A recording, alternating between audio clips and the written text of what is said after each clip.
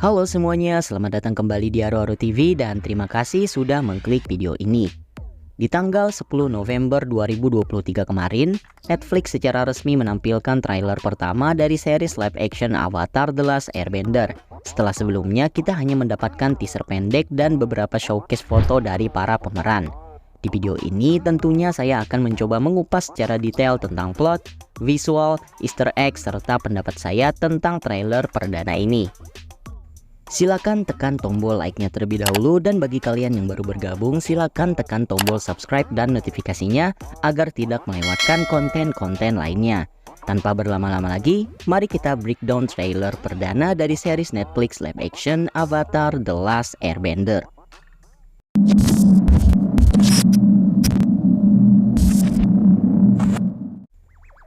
Trailer dibuka dengan sebuah narasi yang membicarakan tentang waktu dan masa lalu dengan menampilkan kemunculan sebuah komet yang sudah pasti ini adalah komet Sozin. Diikuti dengan adegan invasi yang dilakukan oleh negara api ke kuil udara. Hal ini tentunya sangat menarik mengingat di animasinya sendiri kita tidak pernah diperlihatkan proses invasi dan pembantaian yang dilakukan oleh negara api kepada para pengembara udara. Kita hanya diperlihatkan dampak dari invasi tersebut. Dan jika kita perhatikan lebih jelas lagi, terlihat para pengembara udara nampak melakukan perlawanan dan tidak serta-merta langsung habis dibantai oleh negara api ataupun melarikan diri. Terdapat sebuah rumor yang mengatakan bahwa Biksu Gyatso akan dibunuh langsung oleh Raja Api Sozin. Dan jika rumor ini memang terbukti benar, mungkin kita bakal melihat pertarungan epik mereka berdua. Scene kemudian berpindah dengan menampilkan adegan ikonik yakni Aang yang sedang terjebak di dalam es dan kita juga diperlihatkan Katara yang diperankan oleh Kyawen Theotarvel dan Sokka yang diperankan oleh Ian Owsley. Detail yang sangat menarik di sini karena akhirnya kita mendapat hair lupis atau simpul rambut uniknya Katara yang tentunya tidak bisa kita temukan di live action Ampas sebelumnya. Katara juga memakai kalung neneknya pemberian Master Paku. Untuk Sokka juga terlihat menjanjikan di sini dengan gaya rambut side shapes uniknya. Scene selanjutnya memperlihatkan Omasu yakni salah satu kota kerajaan bumi. Jujur untuk visualnya sendiri sangat bagus, CGI-nya berhasil menampilkan kota Omasu dengan sangat baik. Seluruh detail kota Omasu ditampilkan dengan sangat baik di sini, baik itu rumah penduduk, seluncuran ikonik yang berfungsi untuk mengantarkan barang, bahkan jika dilihat dengan detail lagi, sepertinya kita akan bertemu dengan paku bis di tempat ini sama seperti animasinya.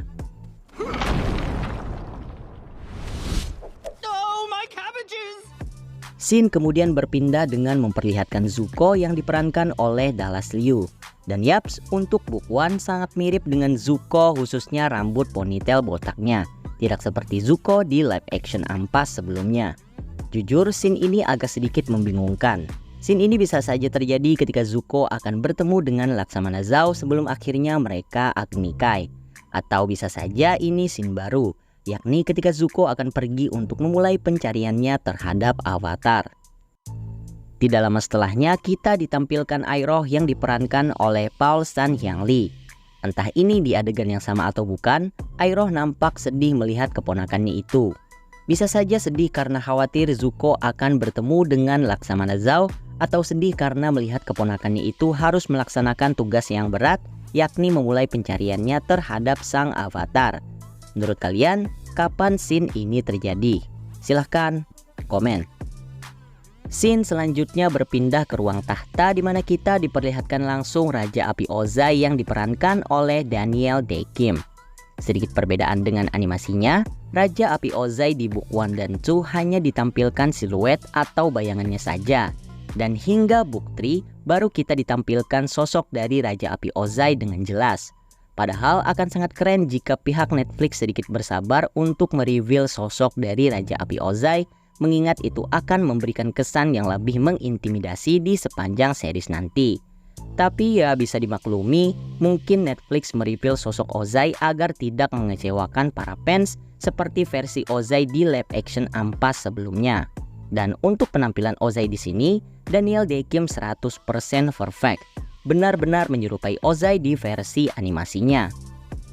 Scene berpindah dengan memperlihatkan Suki yang diperankan oleh Maria Zhang, dan tentunya ini kali pertama kita mendapatkan Suki versi live action karena di live action Ampas sebelumnya pihak produser memutuskan untuk memotong seluruh hal yang berkaitan dengan pejuang Kyoshi.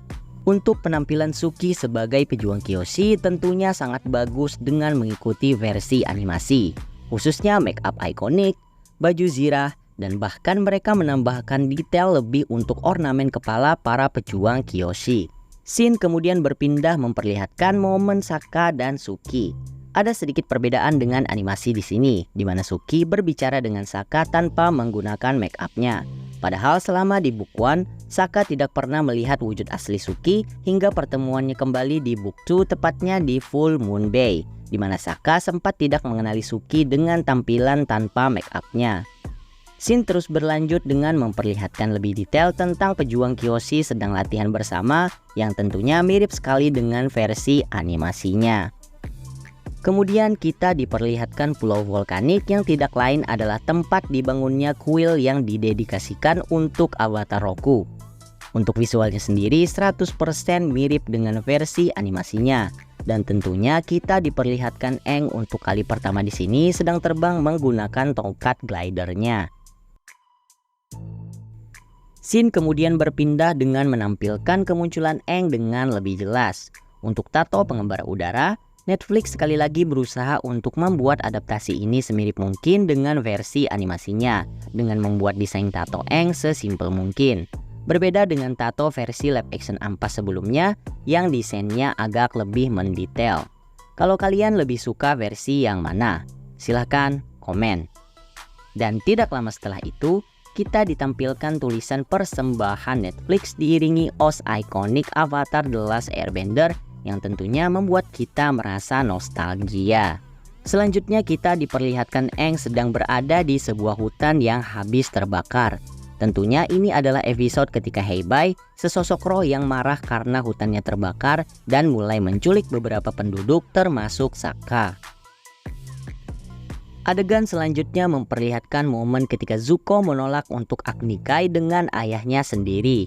Di versi animasi kita tidak diperlihatkan momen ketika Ozai membakar Zuko, mengingat versi animasi memang ditujukan untuk anak-anak.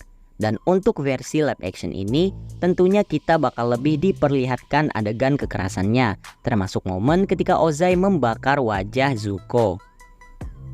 Kemudian kita diperlihatkan seseorang sedang melacak keberadaan Aang, entah ini Laksamana Zhao atau Zuko. Karena kita sama-sama tahu mereka berdua memang mendapat tugas untuk melacak keberadaan sang avatar. Namun untuk di sini lebih mirip ke Zuko. Alasan utamanya karena dari gaya rambut. Laksamana Zhao memiliki gaya rambut yang lebih gondrong hingga menutupi bagian leher belakangnya. Sedangkan di scene ini kita masih bisa sedikit melihat bagian leher karakter yang bersangkutan, mengindikasikan ini adalah Zuko. Scene berpindah memperlihatkan Zuko dan Iroh sedang bertarung bersama. Ini bisa saja momen ketika mereka entah melawan para bajak laut, tentara Laksamana Zhao, ataupun pasukan kerajaan bumi.